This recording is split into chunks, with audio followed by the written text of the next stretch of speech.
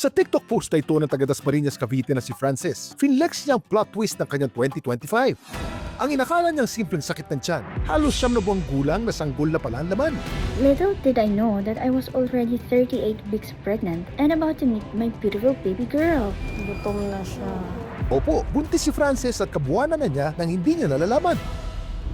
Nagsimula raw ang lahat ng ito noong March 5 nang biglang sumakit ang tiyan ni Frances. Akala ko ulcer kasi dati nagka-ulcer na ako. Tapos hindi ko na kaya. Nagpasugod na ako sa ER. Pina-pregnancy test by blood. Tapos nag-positive siya. Nagulat talaga ako. Nagulat yung mga doktor din. Wala naman po akong napansin na signs noon. Hindi rin po ako nagsuka noon. Wala rin po akong cravings. Tapos yung tiyan ko noon parang bloated lang. Ang ikinagulat pa ni Frances, nung araw na nalaman niya nagdadalang tao siya, ang siya rin mismong araw kung kailan dapat niyang iluwal ang kanyang sanggol. Sabi nung doktor doon, manganganak na daw ako nung araw na yun. Yung sa isip ko talaga, safe ba yung baby? Kumusta kaya ang lagay ng anak ni Frances?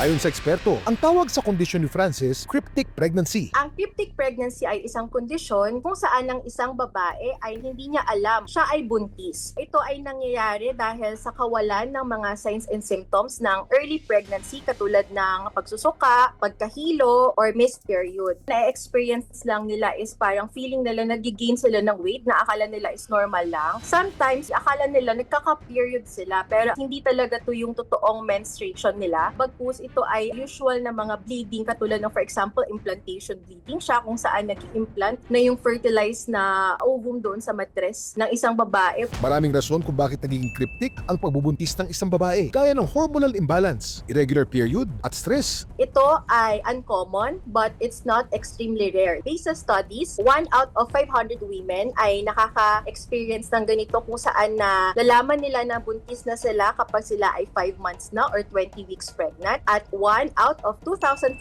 women nalalaman nila na buntis na sila during the late trimester or during delivery na. Hindi man rare, maaari pa rin ito magdulot ng komplikasyon sa sanggol. Nandyan yung kakulangan sa timbang ni baby, dulot ng hindi pag-inom ng mga prenatal vitamins and supplements. Nagkakaroon ng preterm labor, so lalabas yung baby, kulang pa sa buwan, pwede siyang magkaroon ng infection.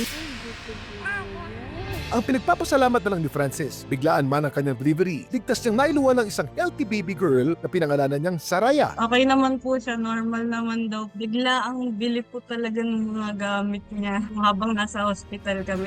Biglaan man ang pagdating ng tinuturing niyang blessing. Sasalubungin ni Frances ang bagong taon na puno ng pagmamahal at pasasalamat. Nakangiti siya, Ito po si Kuya Kim at sagot ko kayo 24 oras.